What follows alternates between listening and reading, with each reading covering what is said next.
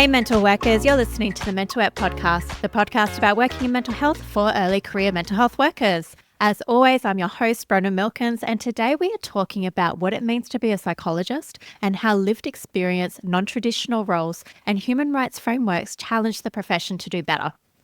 For early career psychs, it's easy to feel boxed into rigid pathways like clinical, research, or private practice.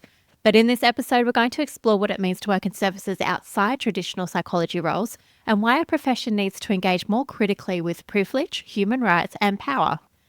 Here to share this conversation with me is our guest today and our returning guest from early on in the podcast, Ceara Rickard. Hi, Ceara. Hi, good to be here. It's good to have you back on the podcast. Could you please start off by telling listeners a bit about yourself?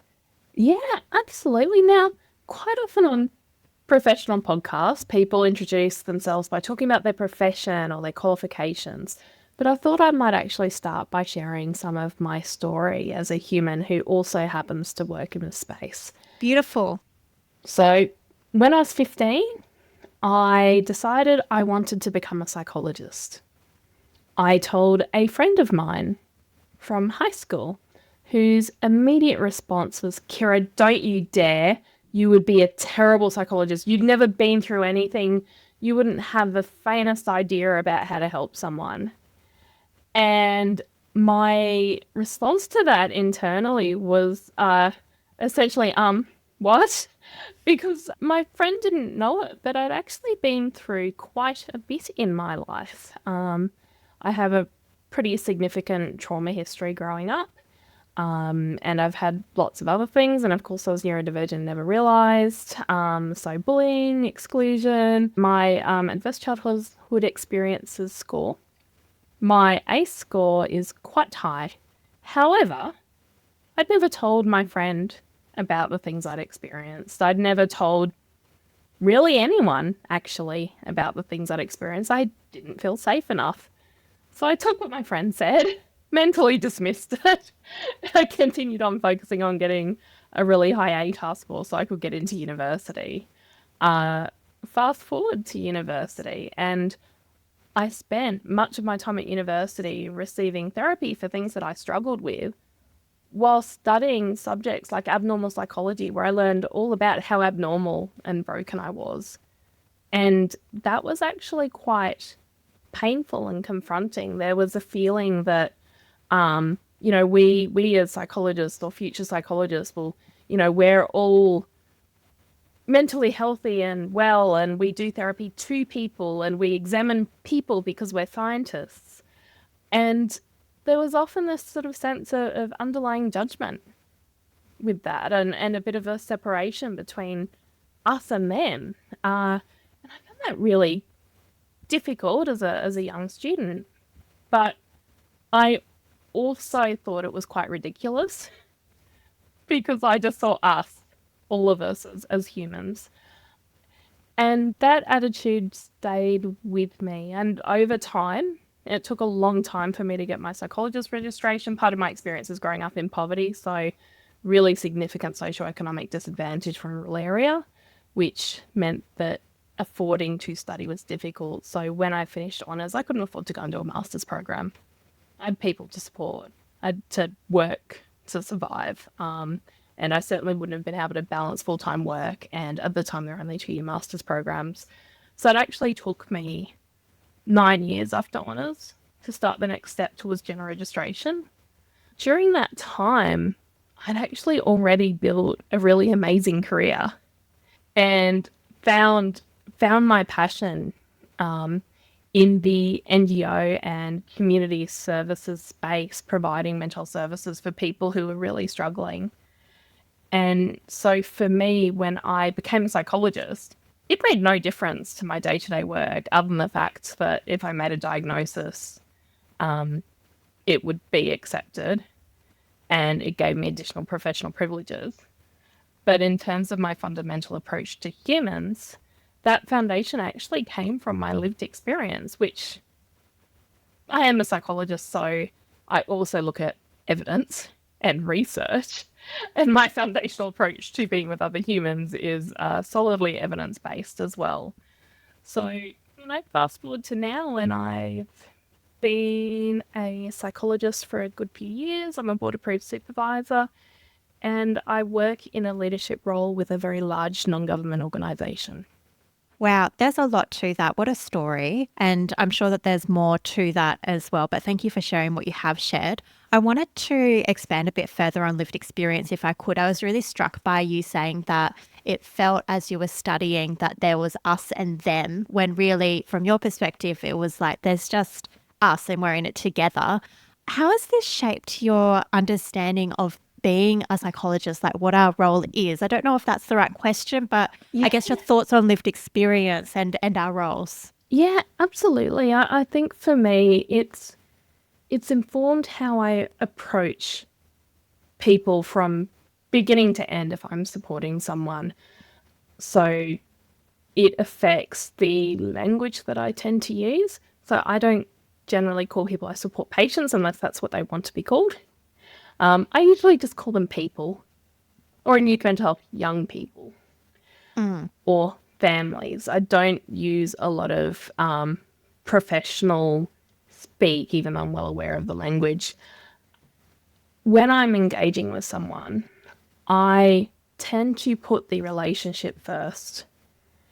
It's more important to me than the quality of my assessment, the particular intervention I might select, the way I might structure therapy sessions. I actually start with the relationship, and I come from that very strong values base, which within my workplace, relationships coming first is one of our core values, which is part of why I love the NGO sector, right?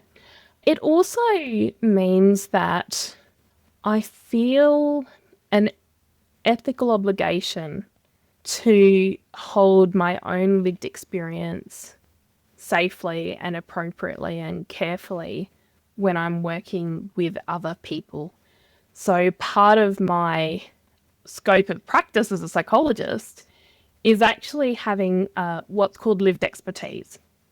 So to use one's lived experience in practice, whether that's doing therapy or developing policy or leadership or engagement and research, which is something else I do. Sometimes I volunteer as a consumer consultant in cancer research. It's about understanding and reflecting on one's own lived experience, but then also lived experience of other people who may have similar experience, understanding community norms, community expectations, understanding how your lived experience might intersect with others' lived experiences as well. It's about learning how to share stories safely, and also about how to use one's lived experience effectively, whether that's in therapy or things like advocacy as well. So it's a very specific skill set, and it's not a skill set that we're taught in psychology. We're taught the concept of evidence-based practice, however, and there is ample evidence around, what is helpful with the use of lived experience and what isn't. So I guess another hat that I wear in NGO spaces is a lived experience leader.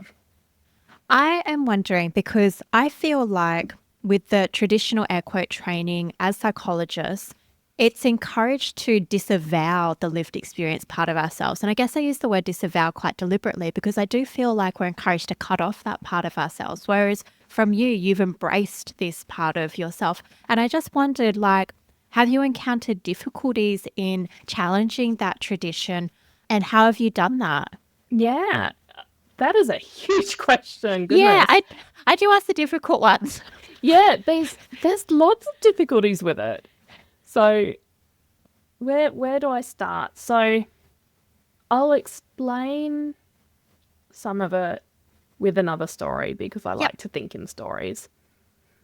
So when I am connecting with other people in the lived experience sector as a human and as a person with lived experience who works in a professional role, we usually start by sharing our stories and sharing our values as humans.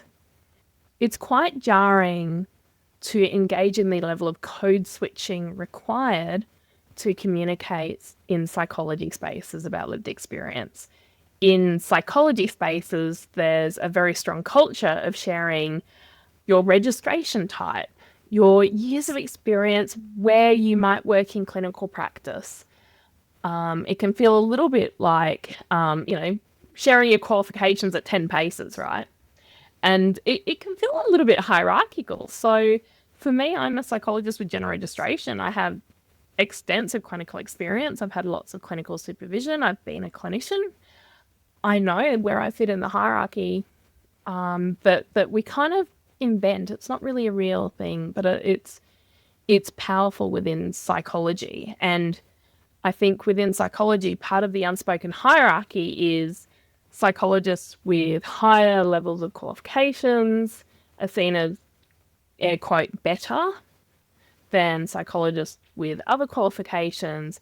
And then we're all seen as better than other allied health professionals. So counsellors, social workers, occupational therapists, speechies, doctors, psychiatrists.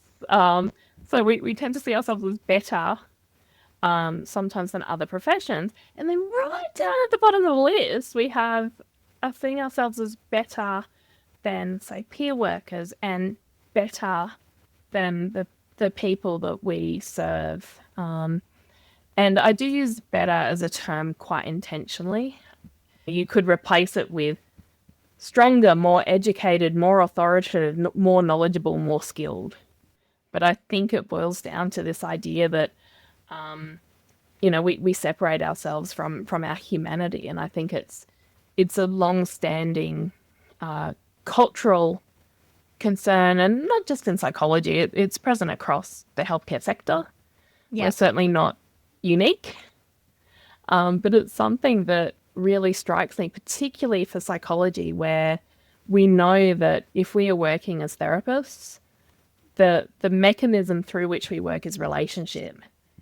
And it's quite difficult to form relationships that involve things like unconditional positive regard if you secretly believe that you are in some way better than the person you are working with.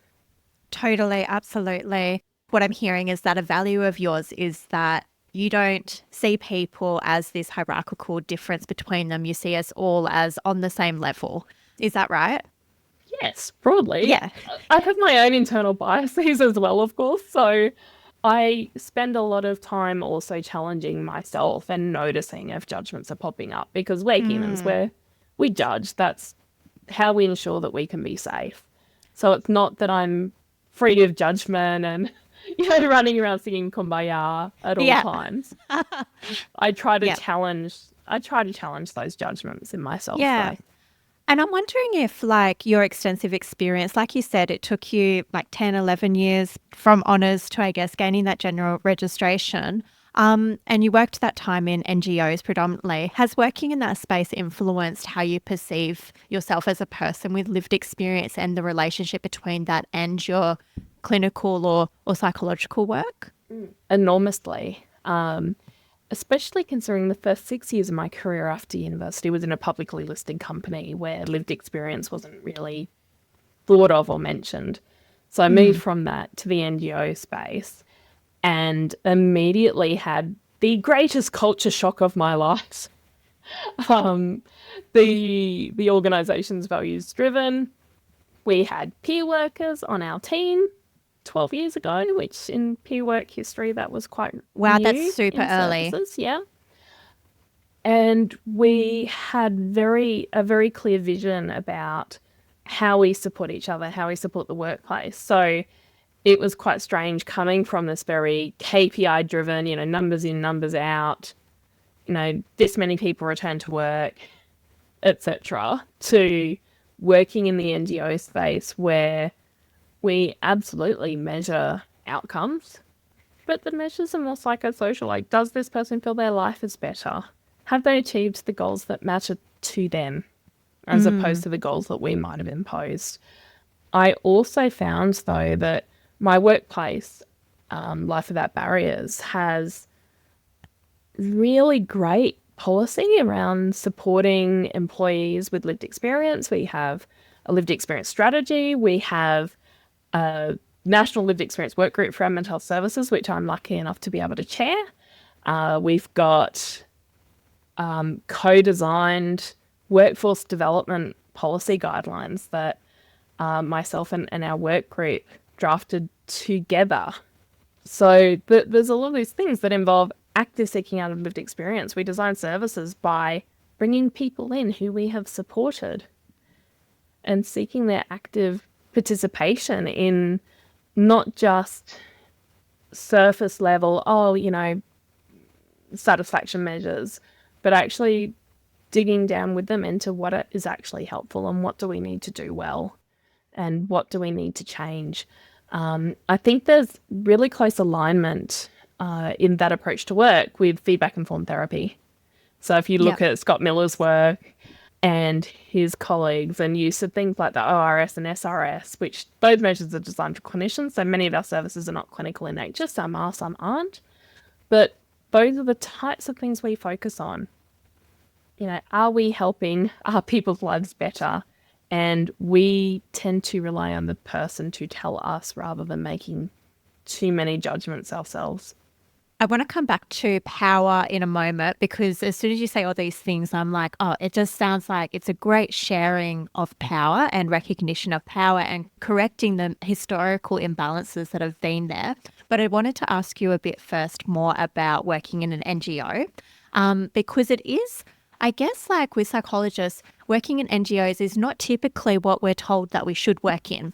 It's usually clinics, hospitals, I guess like where people are mentally ill and we're treating them. And so I just wanted to ask you, what does a day or a typical week look like for you in an NGO? And what's it been like for you? Oh gosh, work in NGO is really as diverse as the entire human services sector. Cool. So I could break it down by roles I've had that may be more useful. When I was a clinician, I worked in an outreach service with young people aged 12 to 25 who were really doing it tough. They fit in the severe and complex step of the STEP CAM model, the missing middle that Dr. Patrick McGorry talks about. So it was a youth enhanced service, or YES program. And we were one of the national trial or pilot sites for that new program when it developed. So we did a lot of close work with Origin and Centre for Excellence. Down life in that role, when I had a full active caseload, involved getting up, driving to people's homes or schools, meeting people in parks. Sometimes it involved walking with someone on the beach while they cried. Sometimes I cried too. It involved a lot of thinking about people's safety and how to support safety, given that, very common for people in those services to have really dark and sometimes quite significant suicidal thoughts as well. So in terms of caseload though, rather than, a better access model where you get, 10 sessions with funding, our funding wasn't based on that. We had the ability to select the appropriate level of contact and support to achieve the goals therapeutically for the young person. And, we had a time limit, like we couldn't hold people for years. We usually had about a year. Yeah. And so what that meant for me in terms of like workload, small caseload, fewer session numbers, but much more complex presentations. Also, though, a great deal of supervision and support. So in terms of our team structure, we did a lot of co-learning with CAMS as the tertiary mental health service. We had, weekly case discussion meetings where we would do intake and case reviews frequently. I had internal supervision every single week, often for hours. And this was as a generally registered psychologist with quite a bit of experience in the space. Yep. I also had my external supervision and amazing professional development opportunities where the workplace, we look at what is needed to support our workforce, to support people to do good work.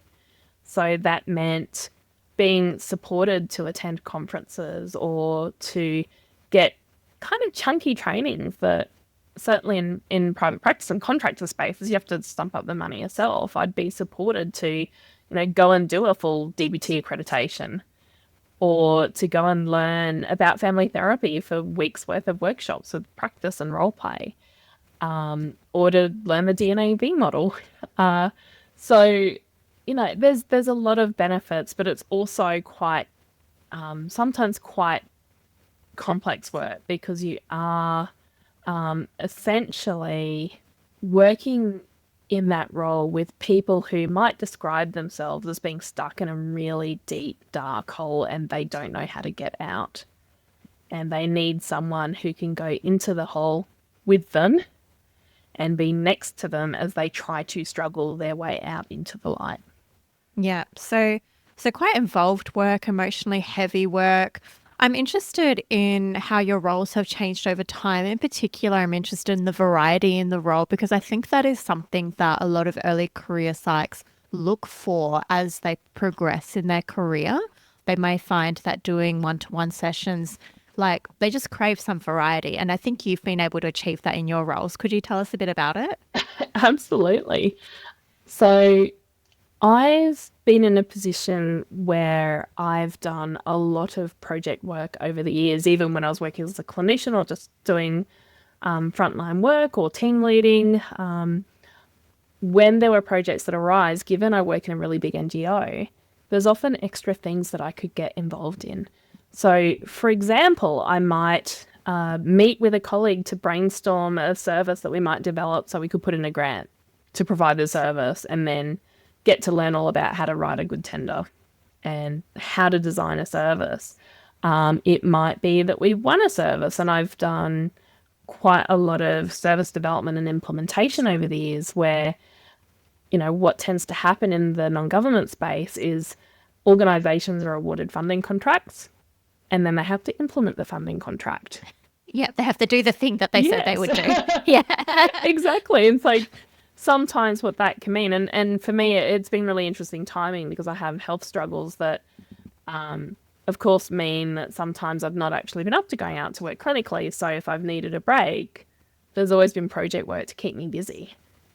And so over the years, I got to do a huge number of things. So tender writing, delivering training, providing consultancy support to people in other parts of the organization, getting involved in developing policies and procedures and guidelines and documentations. And so what that means is that over time, I gained this incredibly diverse skill set, particularly combining my interest in lived experience work and peer work as well, because I got to manage peer workers too and get training about that.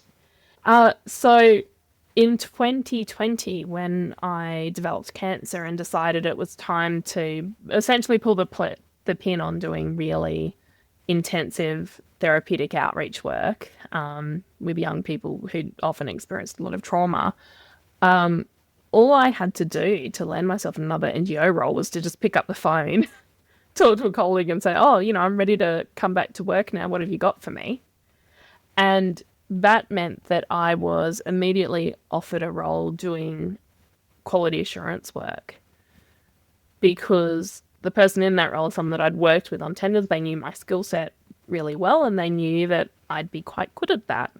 So then I spent a few years mostly doing things like auditing and giving advice to services on, how do you comply with mental health services that you do accreditation with. And accreditations is another difference between working in NGOs compared to, say, smaller private practice spaces, where in private practice environments, the regulation is the psychology board on individuals. But in big services, so whether that's an NGO or in tertiary services as well, there's also external accreditation bodies against standards that accredit entire organisations or service systems, that look at governance, policies, procedures, workforce, service models, the way support's provided, that can be pretty complex. Like, it takes a lot of moving parts to get right. Did that for a few years. And then another thing in the NGO world is that change is pretty constant, because funding contracts come and go. Structures need to change and adapt because the human services sector is very large and complex. So it means there's constant changes. Like, for example, I'm sure many of your listeners would be well aware of how much the NDIS is changing. Oh, yes. Yeah. So multiply that by every sector, Yeah. and that might give listeners a bit of a picture. So more recently, I've shifted into a role where essentially I support our teams to deliver really good services, and I design services. So that involves a whole lot of things. It's actually really difficult to define my role. Like if I had an elevator pitch, it'd probably be, well, I'm just a fairy and I run around sprinkling fairy dust and make things shiny. I love that. Or I'm a unicorn. But essentially it's really about working with systems and individuals. So a day for me now might be, for example, if there is a crisis on someone's caseload, I get notified through, reporting processes because we have really good governance and lots of support. And I might be called in to look at what has happened, or to support a team around how to respond or address something that's happened, or how to prevent things from happening in future. Or I might be invited to a team meeting to deliver a training about how to do advocacy. Or I might be flown off to another state to deliver induction training to a new team. I facilitate a community of practice. I am currently writing tender applications where I might be pulling together, things like workforce modelling. Like if you have this amount of money and particular expectations from a model of care that a funding body is thinking about funding, I do a lot of work around, well, how does that work? What resources do we need to make sure that if we provide a service, it'll be a good service that doesn't burn out our employees, that respects lived experience, that gives people a positive experience of engagement with care and support. Amazing. It sounds incredible. Early career workers might view NGOs as a stepping stone to something that they view as more successful. I think if you had to ask an early career psych what success looks like, they'd probably pull out that you're an owner of a big private practice. So I guess my question to you is, what keeps you in the NGO sector? Like what's a reason to stay? Yeah, for me, it is entirely about meaning, purpose, and values. Mm-hmm.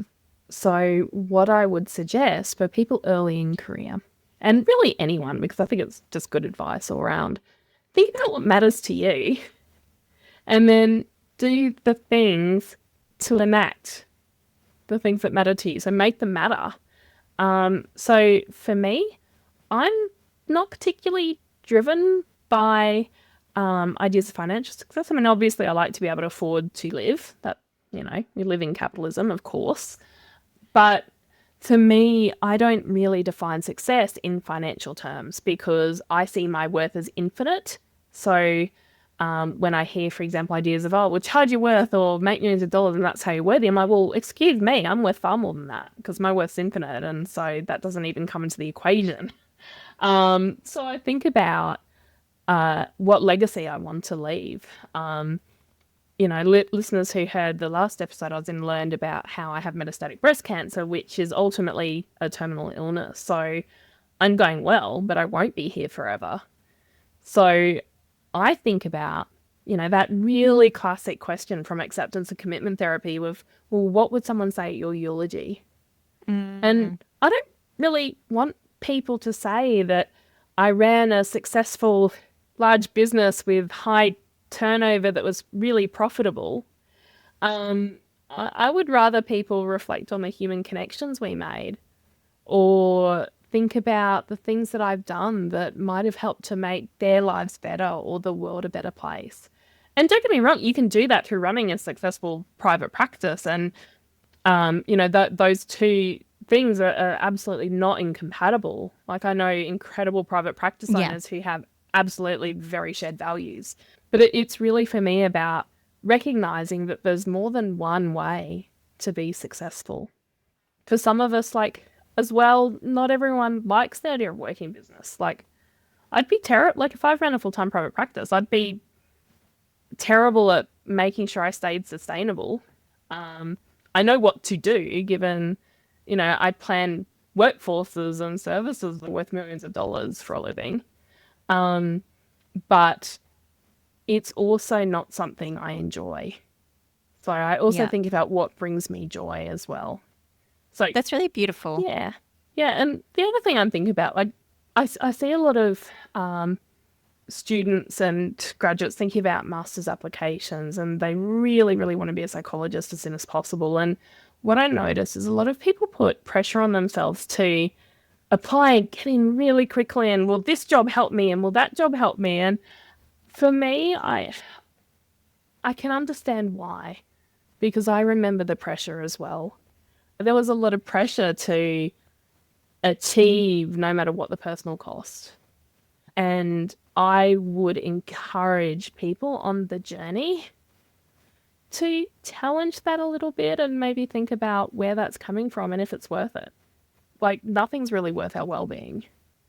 The other thing that comes to mind when hearing that question, that idea of, well, this thing's a stepping stone, is it feels really sad. Like, I feel a heaviness in my chest when I hear that, because I think about that idea of us and them again, and the people who you might be supporting. You're seeing them as them. You're seeing them as a vehicle for your own advancement. That's not okay. No, it's a bit othering, isn't it? It's really othering. And, I think advancement and striving is great. And again, though, that idea of us and them, or if I'm a psychologist, I'm better than, say, a disability support worker, it's just not true. Yeah. No, 100% agree. And yeah, it's like also that idea of, I wouldn't want to use clients or people who we work with as tools for like career advancement. Yeah. That feels really yucky to me. And yeah, I just want to see people's humanity and actually work with them in that space. And I'm sure that everybody who gets into mental health work or gets into psychology, like if you ask them what their values are, they would say the same. So yeah, like you say, it really is reconnecting with those values, that purpose, that meaning. The eulogy exercise, great one. Yeah, exactly. And and most people who do see it as stepping stones, that I don't think that's usually congruent with their values. Mm-mm. Because it's usually really lovely people. Like, the majority of people who go through psychology study tend to be just beautiful humans. Totally.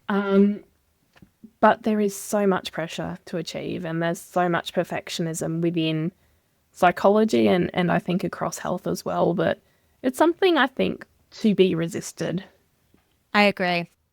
I want to turn to a bigger question, maybe a bigger lens on psychology in Australia. And just a heads up, it's a big question. But, we had a pre-podcast interview kind of chat about things. And you mentioned that psychology in Australia hasn't grappled well with human rights or power. And I was wondering if you could expand on that. Yeah, I think I can. It is a very big question, and I think it's a big thing to state as well. So I'd like to bring it back to how we are trained, and things that people going through training relatively recently sometimes tell me about it. What they tell me, and there's lots of evidence through graduate outcome survey data and member feedback surveys within my volunteering, the APS as well. What I hear is that people experience their education in psychology from the very beginning as ableist, elitist, and exclusionary. And this is a profession where we should be working to equalise power, but our systems and structures that support us to become psychologists and to remain psychologists can sometimes be really difficult to work within. So when I hear feedback from students about ableism or discrimination from study or through working, part of it I know is about the current state of the higher education sector in Australia more broadly. There's huge pressures on everyone. And part of it, I wonder if it's about that exercise of power again. So, I mentioned people who are already registered in the hierarchy, but when I think about power within education, every education provider is a gatekeeper. There's a huge power disparity, and there needs to be some. You need to be able to evaluate students to ensure that they can go on to do good work, to do safe work, to support people. But I think sometimes that exercise of power early on sets us up to think that we should also be exercising power in the way we work. Something I find really exciting is that the competencies for general registration have been changed, and those new competencies or refreshed competencies reflect a requirement that we must, as psychologists, understand about concepts like health equity and human rights and intersectionality. And that's very all exciting. That's all about power literacy. Yeah. And in the past, that hasn't been part of our competencies. So we've had a culture where there is a lot of hierarchy, and in health systems, that's pretty inherent. But also, we're not always taught the tools to identify and name those factors. And I think with the new competencies, now every psychologist has to learn those underlying tools. And similarly, building reflective practice into the competencies, it means that we need to reflect on how we relate to power and what privileges we might hold, and also what disadvantages, and how that affects who's seen, who's heard, who's understood, who makes decisions. And if we do that well, it could be transformative. I completely agree. Yes, I feel like it's an exciting and exciting time, really. Like, to get that language into the competencies means that, like you say, we need to know about it, and equipping us with that and being able to reflect on it and implement it in our practice, yeah, absolutely could be transformative. Yeah, I think there's a long way to go, but I think there's a lot of hope as well. Something I've noticed is that a lot of undergraduate psychologists now are doing topics that they might not have had available to them before through their studies. So, for example, I know a topic being taught at one of my local universities around race and representation, Indigenous perspectives. That topic happens to be taught by a friend of mine from high school. Awesome. And, she works in education, that's her background.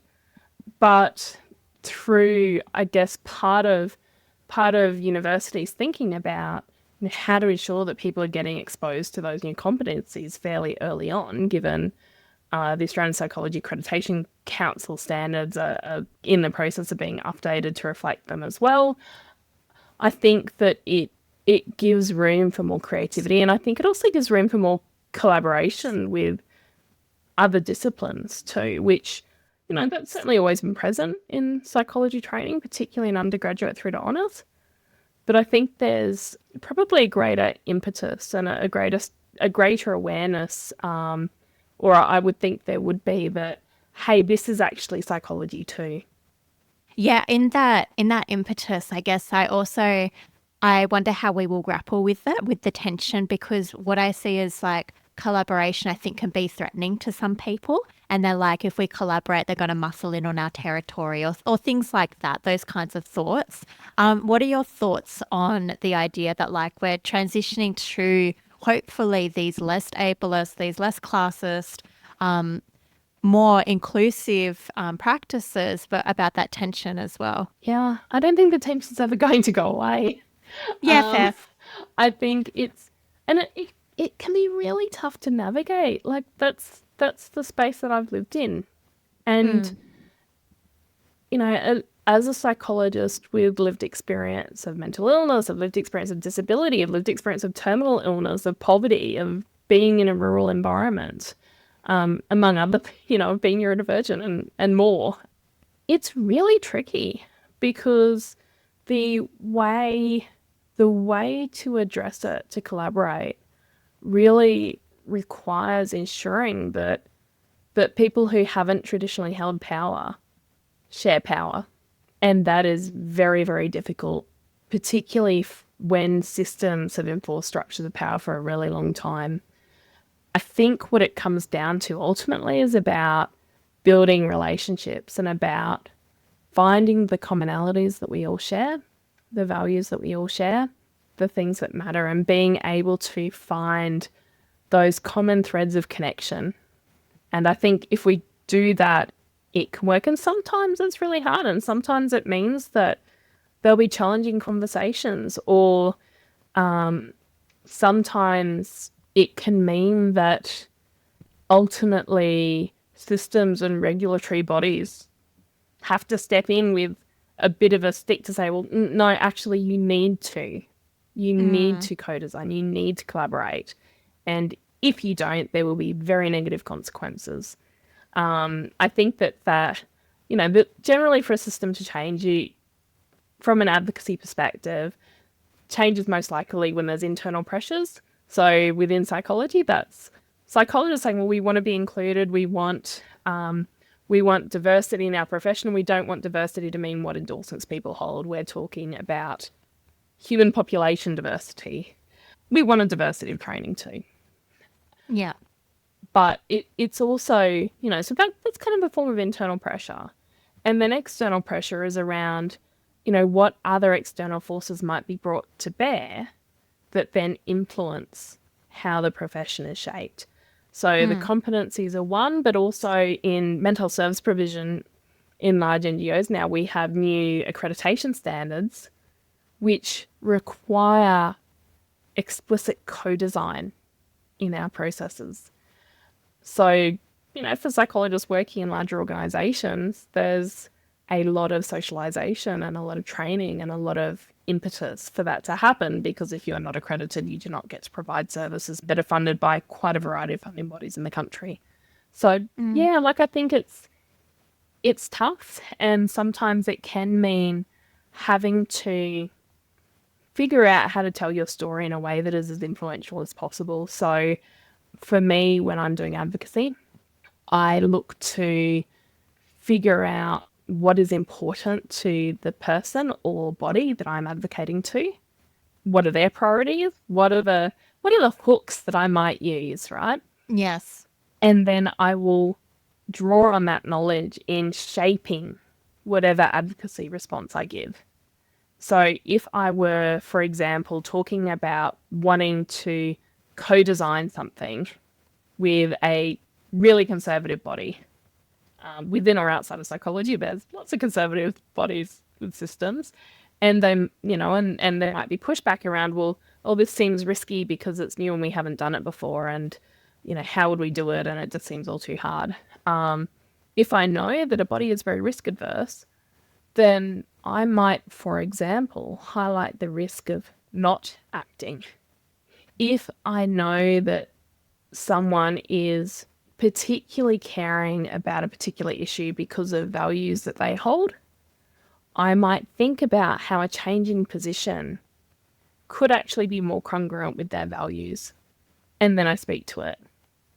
Yeah. And when it works amazingly. I've done a lot of advocacy from a lived experience perspective, and I've made quite a few politicians cry by sharing my story in a way that was effective, and then they voted for things that I wanted them to vote for. Woohoo! Nice work.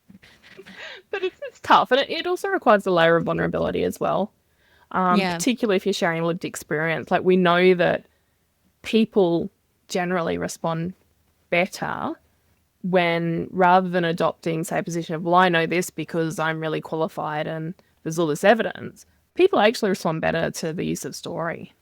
And the use of lived experience story is particularly powerful within that. Absolutely. Yeah, I used to train university students in how to share their stories of mental ill health safely so that they could help their peers feel less stigmatizing attitudes towards mental ill health and go seek help. And yeah, there's a stack of research which shows that peer-to-peer interventions like that are quite effective, and actually more effective than, as you say, this kind of position of expertise and being like, we know that help seeking is good. It's like, it's way better to hear it from a peer who has been through it. Yeah, absolutely. There's so much evidence. And I love peer support. I love peer work. I love psychosocial supports. And just because something isn't a clinical intervention doesn't mean it's not deeply therapeutic. 100%. Yeah, I completely agree. There are many ways to healing and to therapeutic outcomes and feeling that things are therapeutic. Yeah. Yeah, it's so amazing that students have had the benefit of that. Gosh, when I was a young girl, we didn't have those things. Yeah, absolutely.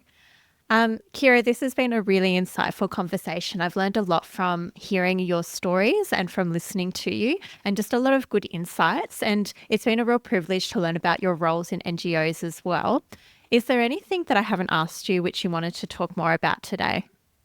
I think that I would just like to leave a final reminder for people who are really struggling through their studies, who are feeling excluded or bullied, or who are noticing the effects of classism, racism, and various forms of social exclusion, because there are very, very many of them.